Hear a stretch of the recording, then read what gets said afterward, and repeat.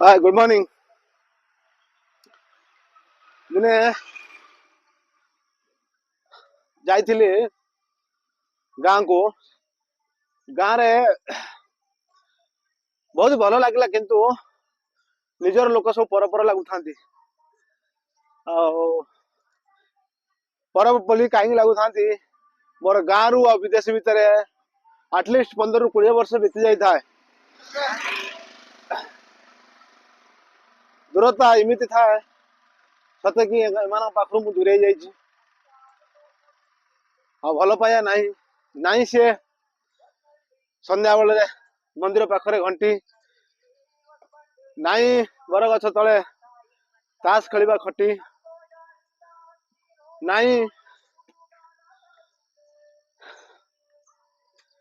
सकाल उठी पचारि ना पचर ना तोर आउ केते चाष रहिला आ तोर केते चाष करिवो आ केते बस्ता धान मिलिवो बहुत किछि एभली बहुत वयस्क लोक माने बसी कथा होथांती। आउ सी नहीं से वर्तमान कथा होचनी कोन जानि ता पुओ केते टका रोजगार कला तांकर किमिति घर बनैले तांकर कार किमिति किणा हला एभली बहुत किछि। आउ